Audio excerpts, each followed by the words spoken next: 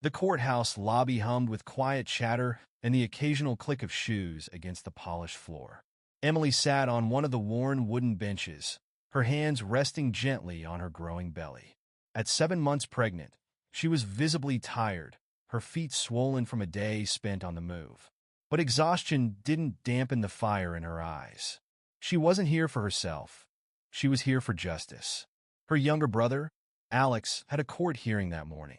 Accused of shoplifting, Alex vehemently denied the charge, insisting it was all a misunderstanding. Emily believed him without hesitation. She'd spent years standing up for fairness, whether it was helping organize shelter drives or advocating for underrepresented voices in her community. Being here wasn't a choice. It was a necessity. She wouldn't let her brother face this alone. The lobby bustled with activity. Lawyers discussed cases in hushed tones, and clerks shuffled files from one desk to another.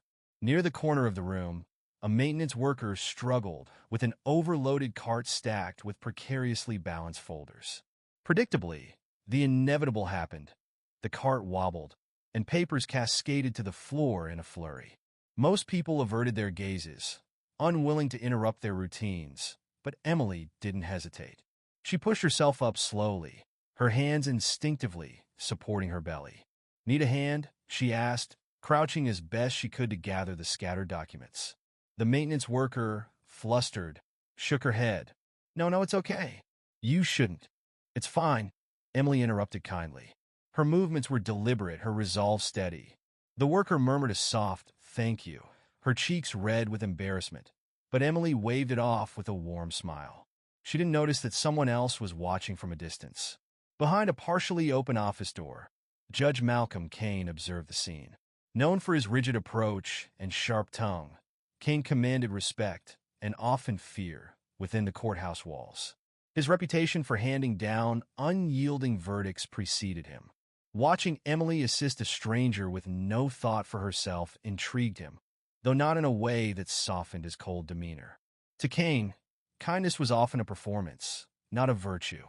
Soon, the courtroom doors opened, and Emily returned to her seat. She adjusted her posture, exhaling slowly. Alex's case was next. The siblings exchanged a brief, encouraging glance before Alex stood to approach the bench. Emily mouthed, "You'll be okay," offering him a small nod.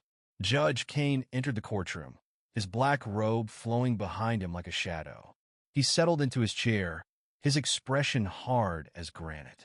Without preamble, he addressed Alex with a tone that dripped with thinly veiled contempt. "Yet another member of your family causing trouble in my courtroom," Kane remarked, his words cutting through the silence. "Tell me, does dishonesty run in your blood, or is it just poor decision-making?" Emily clenched her fists, but remained quiet. She knew better than to respond impulsively to someone like Kane. His eyes flicked to her, a spark of challenge glinting in their depths, before he spoke again, this time addressing her directly. "You, stand up." A ripple of confusion spread through the room. Emily hesitated, unsure of his intent. "Excuse me?" she asked, her voice steady but tinged with disbelief. "You heard me," Kane said, leaning forward. "If you have the stamina to play the hero out there," he gestured toward the lobby, "then you've got the energy for a little demonstration. Let's see if you can manage, say, 50 squats. Right here, right now." Gasps echoed around the courtroom. Emily stared at him, her face a mixture of shock and defiance. Did he truly believe it was appropriate to humiliate her this way? Did he even care about her condition? "Your Honor," she began, her voice firm despite the lump rising in her throat. "With all due respect, that's unreasonable." Kane smirked. "What's unreasonable," he drawled, "is thinking you can flout the rules of this court without consequence. Either comply, or I'll hold you in contempt." The tension in the room thickened as all eyes turned to Emily. The injustice of the situation hung heavy in the air, but before she could respond, the courtroom doors swung open with a loud bang. A man in a tailored suit strode in, his presence commanding immediate attention. It was Senator Daniel Hayes, Emily's husband.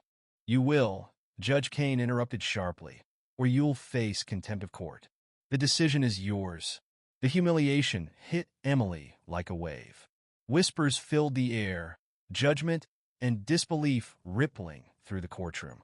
Her hands trembled as she slowly lowered to her knees, every movement sending sharp pain through her body.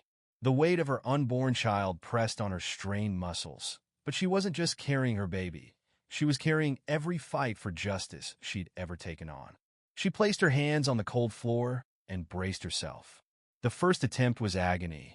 Her arms quivered, her belly making every movement a battle. Sweat dotted her brow, and her back throbbed.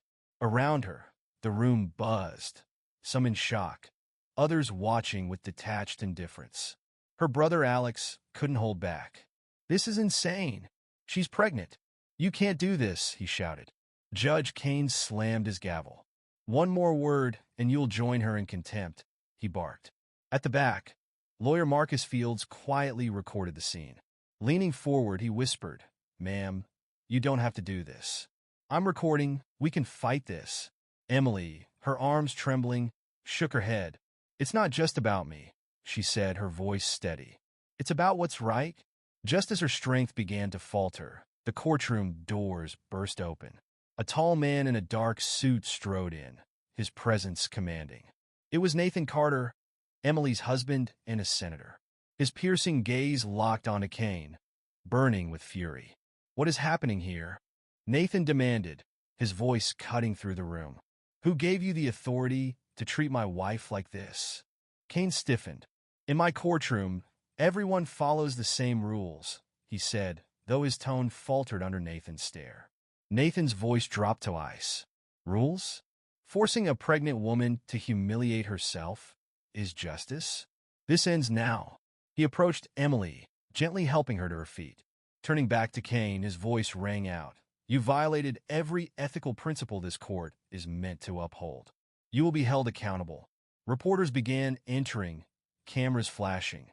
Kane's confident facade cracked as whispers filled the room. He tried to reassert control.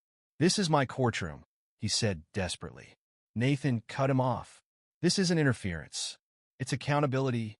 One of Nathan's aides stepped forward, handing Kane a folder. "A formal complaint has been filed with the Judiciary Review Board," Nathan said. "This isn't just about today. It's about every case where you've abused your power." Kane paled, his grip on the gavel faltering as reporters recorded every moment. Emily stood tall beside Nathan, her exhaustion replaced with renewed strength. Applause broke out, hesitant at first, but growing into a powerful roar of defiance. As Kane was escorted out, Nathan's hands stayed firmly on Emily's. The courtroom emptied, the energy electric with a sense of justice. Emily no longer felt the weight of the fight on her own. Together, she and Nathan would carry it forward, not just for themselves, but for everyone who had ever been silenced.